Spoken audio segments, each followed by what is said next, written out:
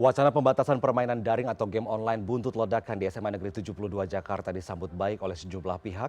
Penggunaan senjata pada game daring disinyalir berpotensi punya pengaruh buruk bagi anak-anak atau pelajar. Sejauh mana aturan pembatasan penggunaan game daring berunsur kekerasan di kalangan pelajar ini akan efektif memutus rantai kekerasan di lingkungan pendidikan? Kita bahas bersama Ketua Komisi Perlindungan Anak Indonesia, Margaret Aliatul Maimunah.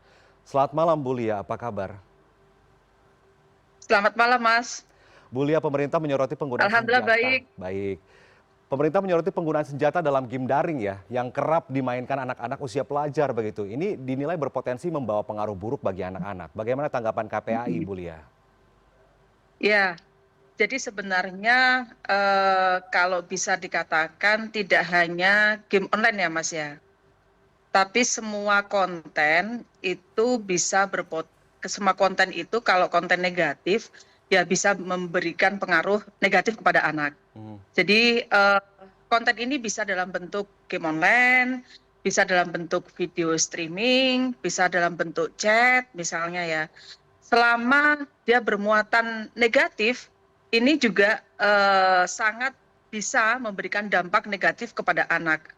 Dianggap bermuatan negatif itu kalau misalnya bermuatan kekerasan seperti yang tadi disampaikan, kemudian bermuatan pornografi, atau bermuatan judi online, kemudian juga bermuatan semua perilaku negatif yang dapat mendorong anak, yang dapat membuat anak untuk meniru perilaku tersebut, itu juga termasuk konten-konten negatif.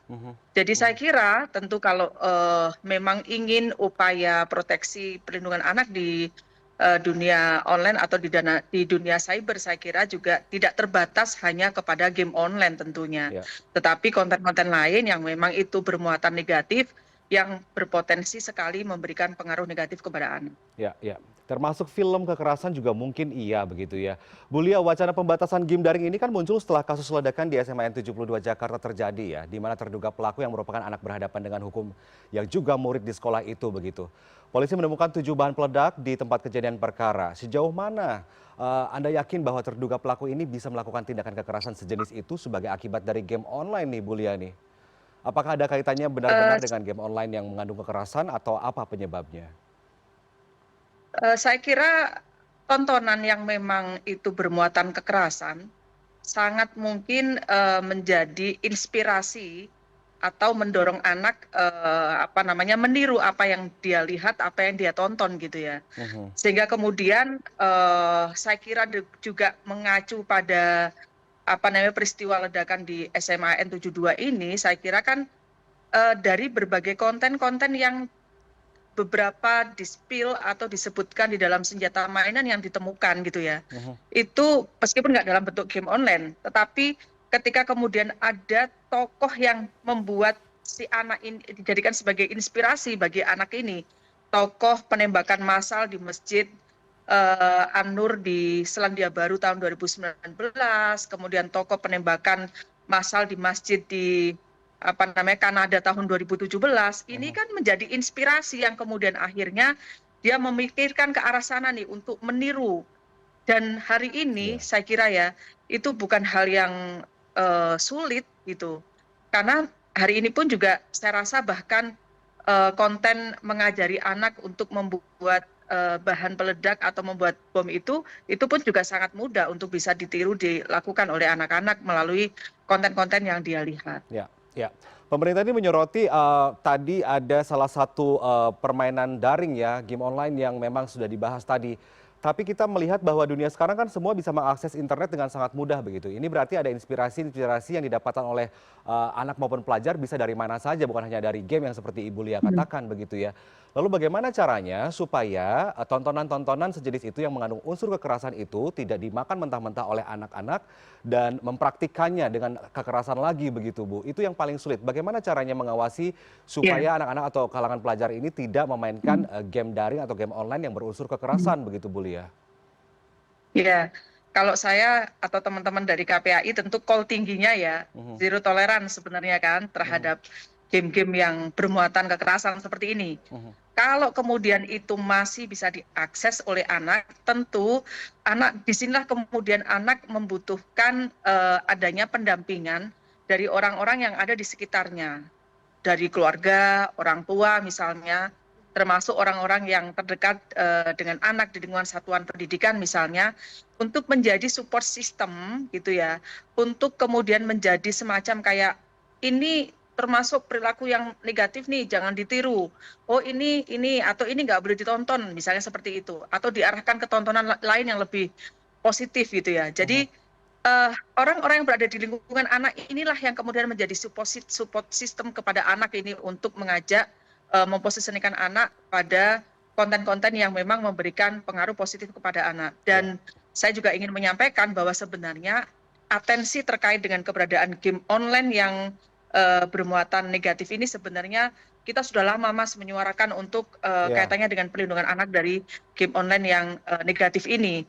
Bahkan dari sejak saya di periode pertama KPAI, bahkan sebelum saya masuk di KPAI juga saya mendengar bahwa teman-teman KPAI yang konsen di anak korban pornografi, karena konten ini nggak cuma kekerasan ya Mas, Mhm. termasuk juga pornografi gitu kan, Ya. juga perlu menjadi atensi kita. Ya, ya.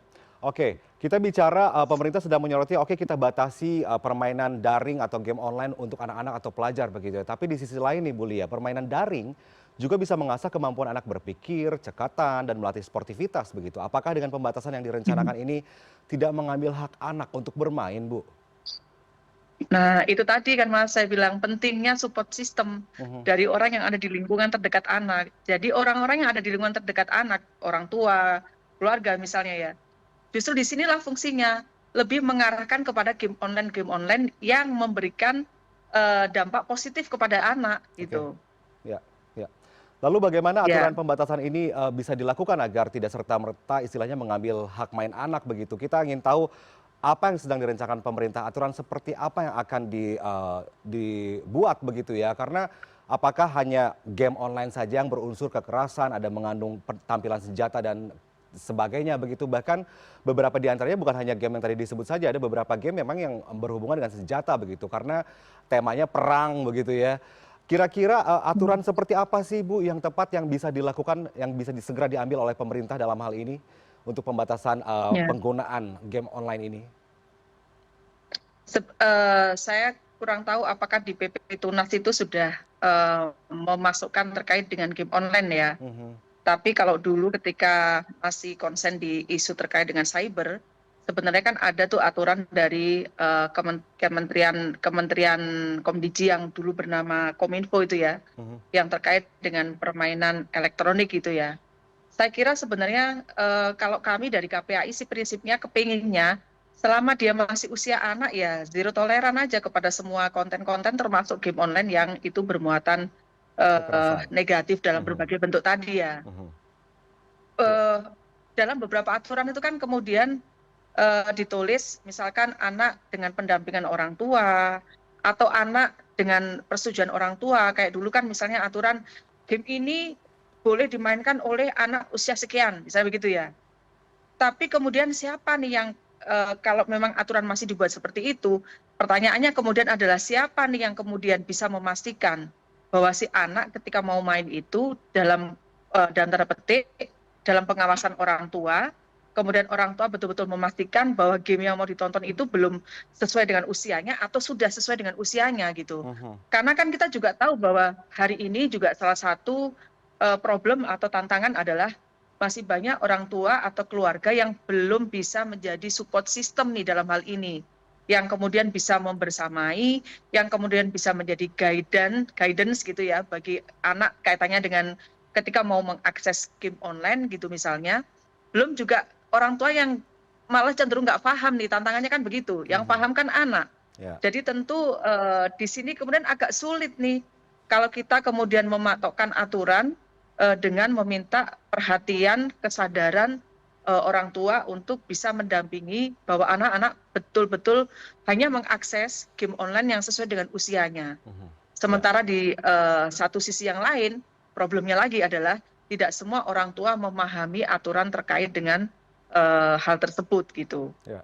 Ya. Jadi kan kita ini bicara perlindungan anak dari konten negatif di dunia cyber ini kan memang butuh kolaborasi banyak pihak ya. Orang tua juga harus berperan, melakukan pendampingan, pengawasan, kemudian pihak satuan pendidikan atau masyarakat, keluarga, dan orang terdekat dengan anak juga melakukan hal yang sama.